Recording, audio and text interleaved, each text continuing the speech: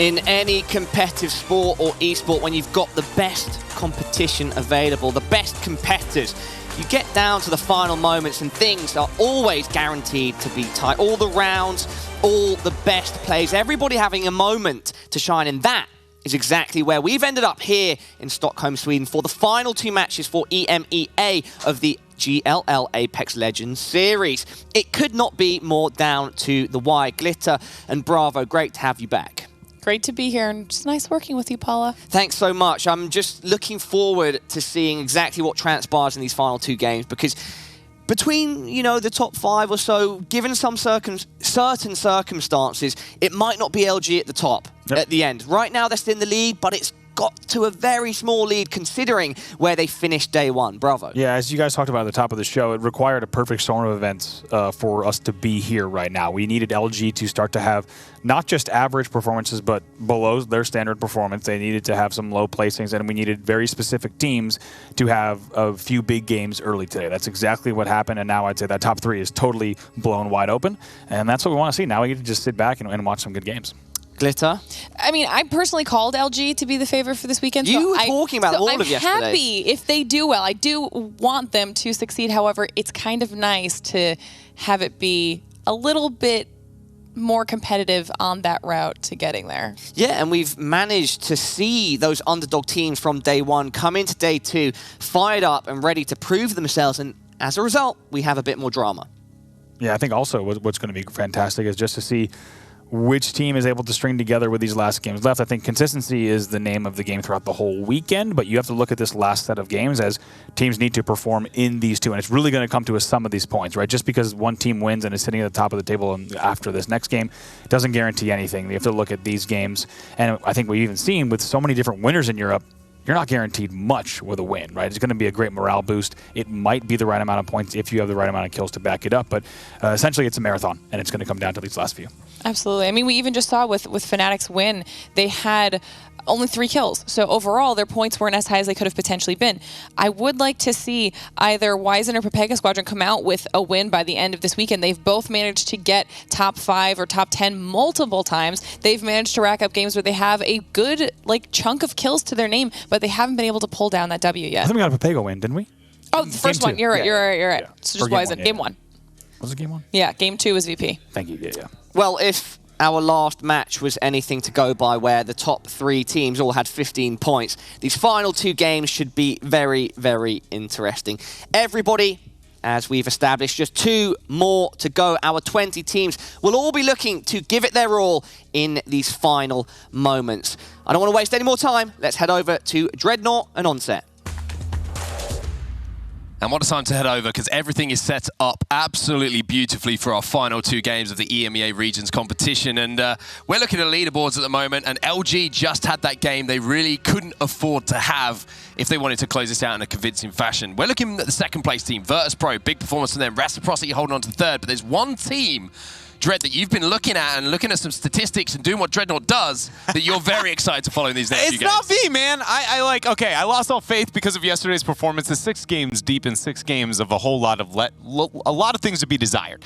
But if you were to take their top 2 game performances today, put them together, and they were to execute them on these back 2, I actually think they go from what was, again, I think it was somewhere between 15th and 17th, one of those very last place positions, to 1st place. Again, it is actually crazy how much of a switch has been flipped there for that roster. And part of the reason I only give them the faith that they can is only because of that track record as a team as being so successful. Yeah, and when they are getting into those high placements, they pick up kills along the way. They seem to be heavily fragging their way through to those placement points, which is a fantastic thing to know that you can do as a team when you are forced to do so. You know what I mean? Like, we take the other example of that, Wizen, right? And the other example of that, which is Alliance, maybe getting into those last places, but not picking up the most amount of kills on their way and kind of playing for those placements, doesn't put them in a position here where if they have similar games, the last 2, and the consistent games that they've been having where they could really challenge. Na'Vi, though, have set a bar for themselves, and going back to speaking about setting a bar, they can do this. Yeah, they really can do this if they put those games together. They really can. And I've said it earlier already today. I think if there's any team that I'm not worried about to maintain on the luminosity side at the top of the spectrum, it's probably them too. So it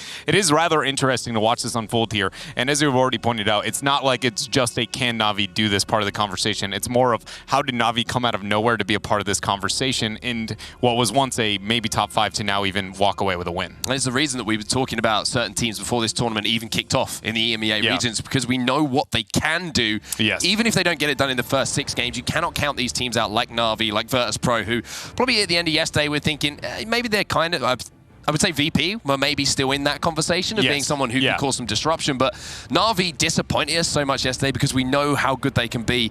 It's just exciting to see that today they have turned up when it really matters. Yeah, and even on that same conversation of the difference between Virtus Pro and like Na'Vi, we did have a lot of hope, but like even that, Na'Vi's competed in almost anything they can get their hands on, right? Whereas Virtus Pro has been a bit more on bigger public-facing events, not as all in the weeds of everything. So I feel like even more so for them, it's a very clear statement towards their success in the future.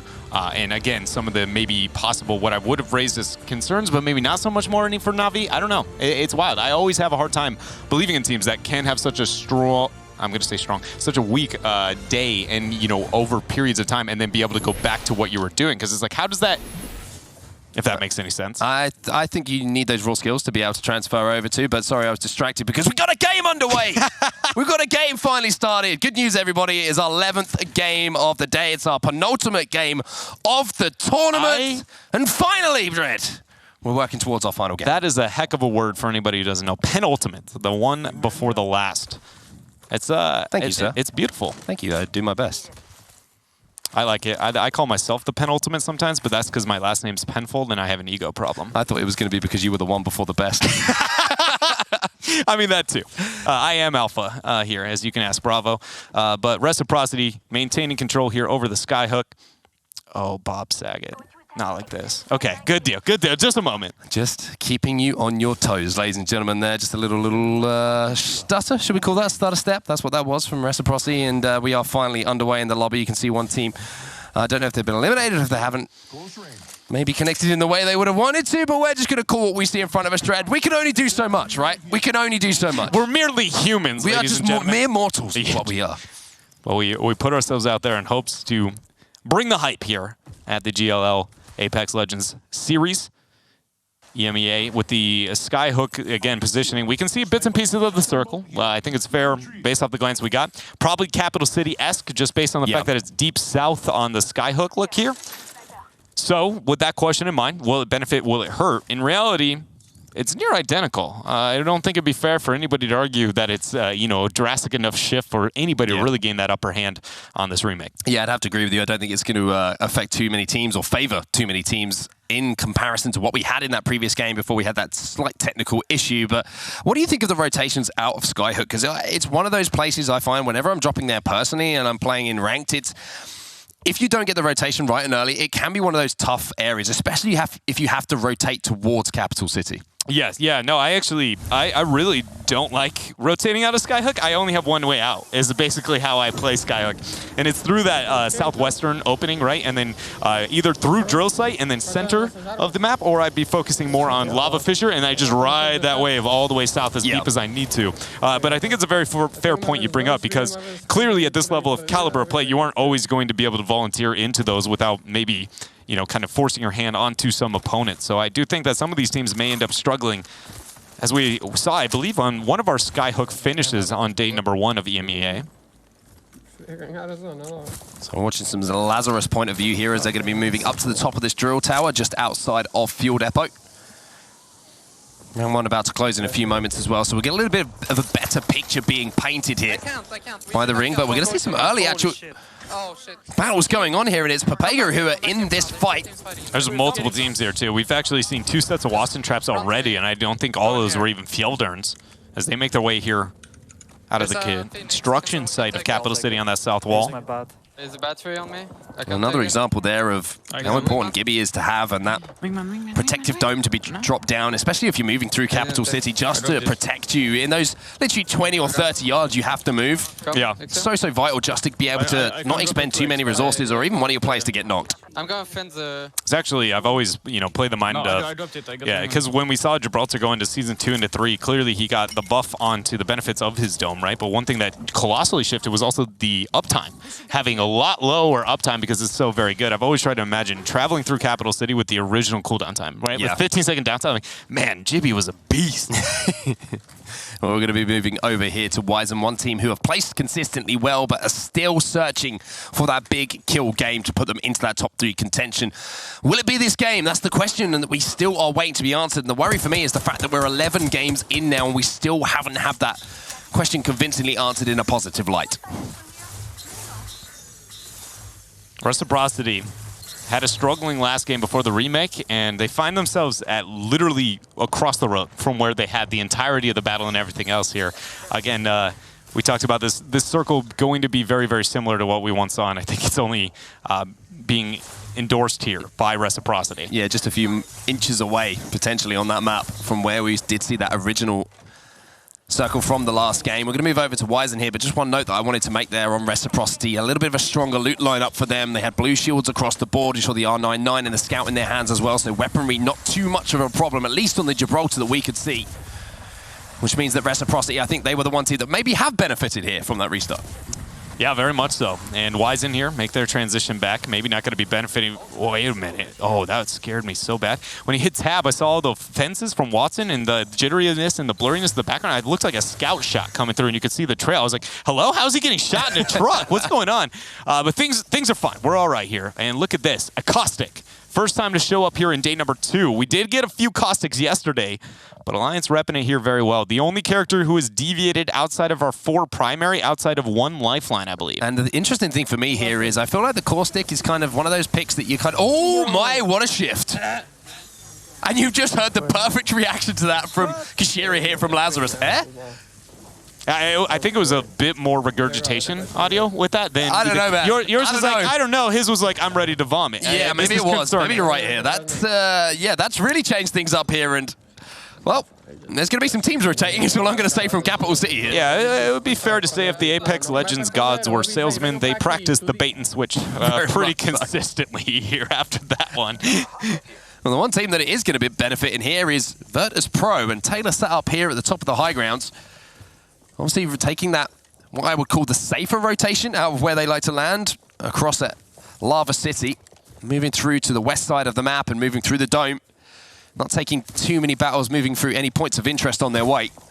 But now they're going to be in a fantastic position here to overlook all of these teams who are going to be rotating in from Capital City through Fuel Depot, anyone who tries to come through the Vault Tunnel as well, maybe rotating from the train yard. It really has favored them immensely. Reciprocity moving through that train yard. Find the portal all the way in to be able to get the advance. We did see the team postured up on that high ground section where you can get up there with the Pathfinder. Resurrection actually coming through for Samsung Morning Stars. Oh, cross your heart here, Lemic. This could be a different one. He needs to land, but Reciprocity are forced back at just the right time. And that's such an important thing to do if you are rezzing a player, not just watch him fall out of the skies. You need to make sure that you're locating any teams who can land some shots, and at the very, very least, distract them enough to not have that player taken immediately back down. Still teams, though, sitting on the high ground, threatening off, maybe even one sitting on that factory. So we see the reveal, or at least the removal there of the Watson fence. Reciprocity may want to make a transition over towards that. Also, though, keep in mind for teams like Lazarus, this is something we've been talking about when looking at the train yards. They are, they are Pathfinderless, which makes these kind of battles in these areas very, very questionable, always having to sit on that low ground. So up on top of the tower here, just outside of train yard, and shots coming in here on Maidelo, and he had to back down very, very quickly there to make sure that he didn't get downed and require a teammate to come and give him a little bit of an assistance. But Yeah, things starting to really become interesting here, and you can really see kind of the panic in the lobby here by the speed that players are suddenly trying to rotate, and this shift in the circle has caught everyone off guard. Yeah, no, it very much has been a bit of a disruptor for sure within the thoughts and the plans, I think, of a lot of these teams with that hard push, and it seems to be kind of a tale of today. There's been two now that have had pretty drastic transitions. I think this one maybe being the most extreme. Cooler, though, sit pretty good on one half of this. Is it even fair to call it half? Because there is that slim southern corner that also has the opportunity to be in it. But I think it's fair to conclude, likely, if you do not find your side on Train Yard or Capitol Hill, that you're going to be choked out in 1 to 2 more rounds. Yeah, now let's talk about the areas you want to control in Train Yard here. Those huts up in the sky are premium real estate at this point. If you have control of one of them, then you are in a fantastic position to close out a high placement game. You can get those Watson fences up. You can get that generator up as well to really give yourself an opportunity just to see outfights and rain down shots. The difficulty is, in my opinion, breaking into Train Yard and finding safe land. I would say that this is probably the most difficult position to battle into as a point of interest on the map if that final circle pulls towards it. I think absolutely. Not only does this skirmish of the battlefield itself, when considering all the train pieces on the ground itself, but also it has the most ways to approach it at the most different forms of elevation. It's one of the only places on all of World's Edge that has multiple angles and multiple tiers to approach it, much like we used to have on Kings Canyon. Yeah, not only that, it has so many, a lack of, I should say, ways to actually get up to those areas. If they're taken, the only way that a lot of the time you can actually access them is by using a Pathfinder zip.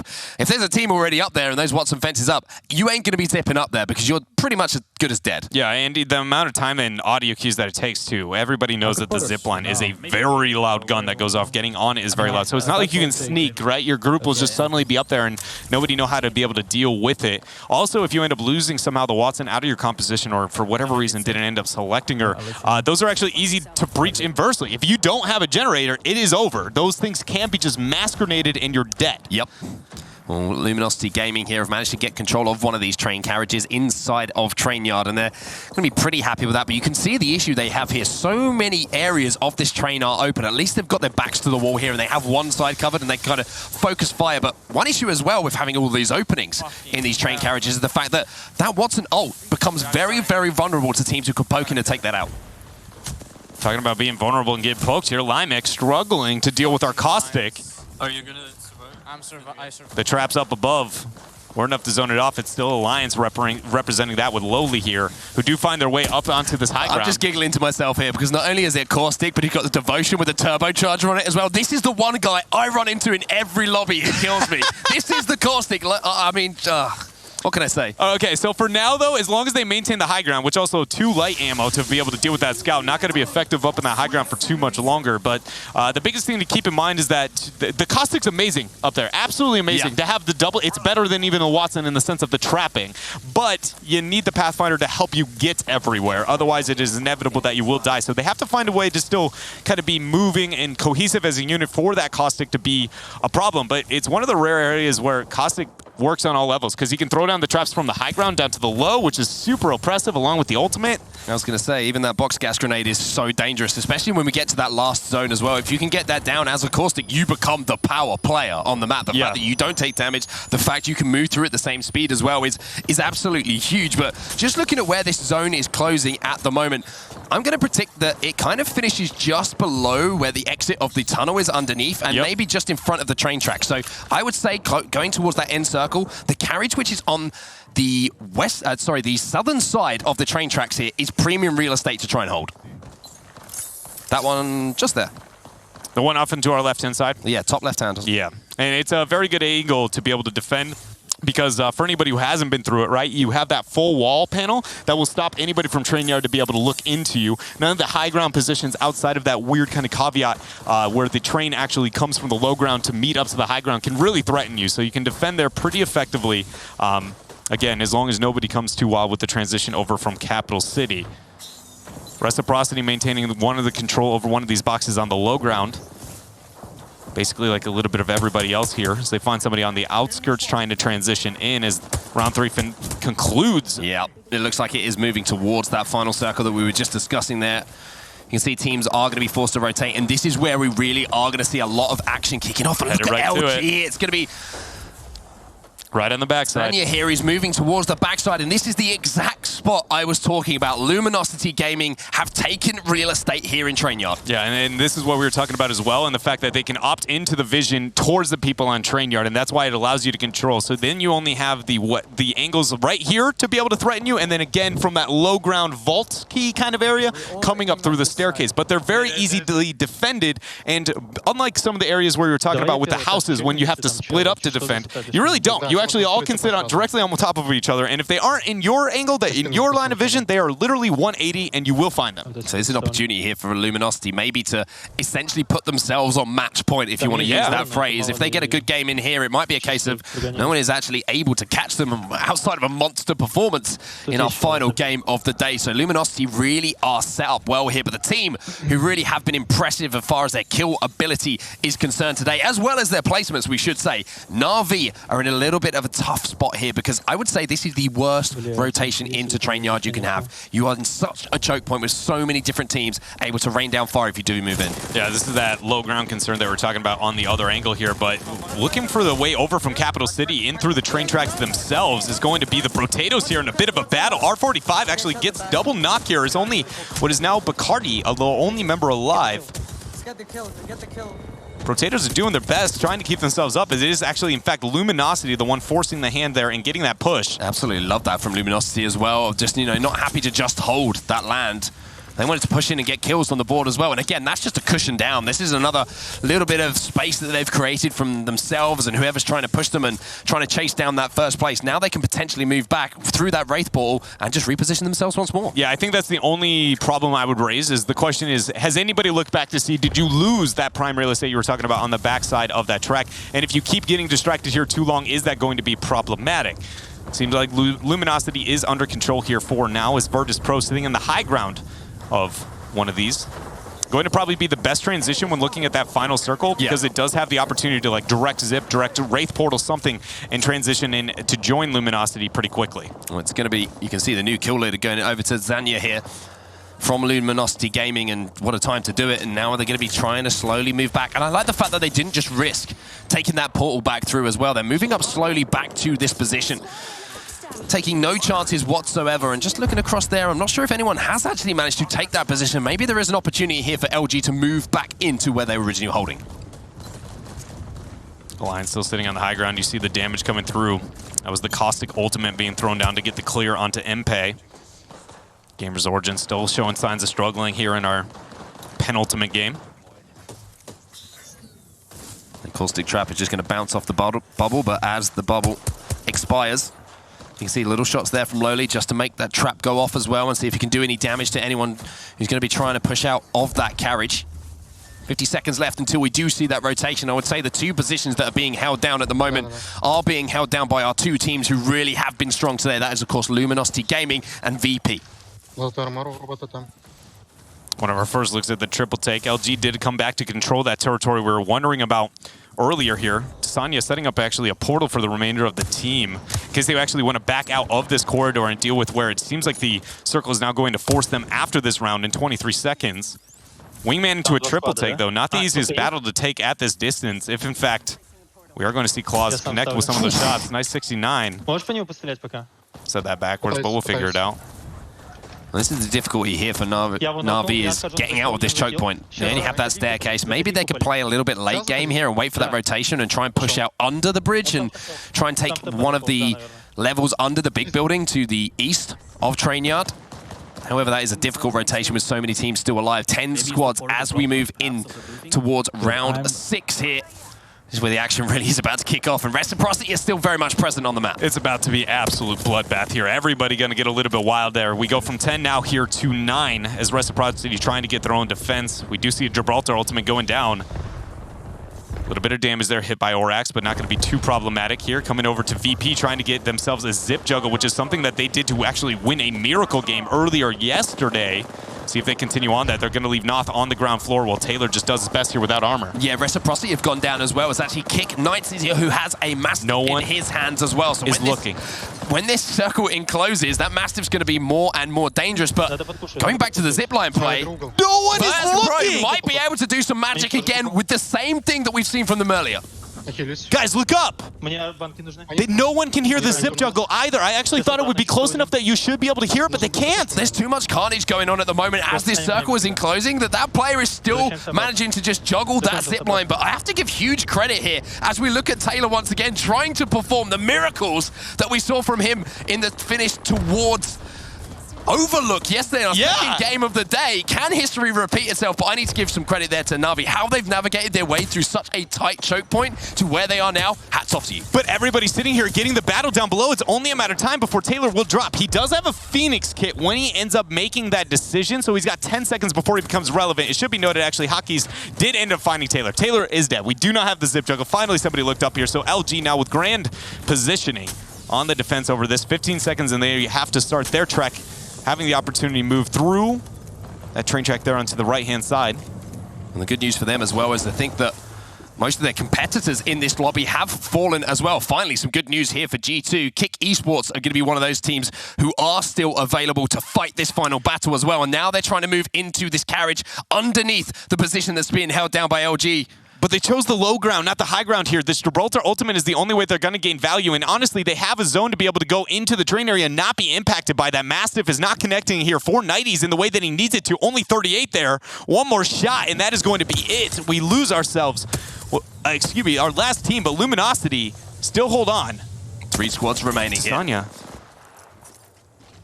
took 50% HP there just for those ticket damage, trying to get the angle on that target. Medkit going to be popped here to take him back to full HP. Has that devotion with the turbochargers attached to it as well.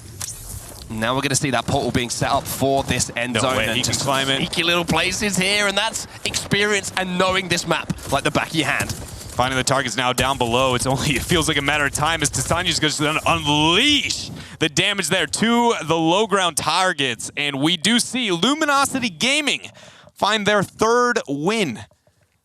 Third win for Luminosity Gaming, and what a time to do it as well. It took us a little while to get there, but now that we have got there, that was the game they needed. Having had a little bit of a scare in the previous games that we have seen them in, not the performances we expected from them as far as what we've seen from them so far, coming out with the championship banner with a first place and some kills along the way, that might well have been enough to secure them potentially as our champions here. Yeah, I think it's very likely going to put them in a pretty comfortable spot here after that win. And, you know, bringing that back to some of the late game choices we've seen from them today, that push into the targets sitting between the tunnel for the train, right?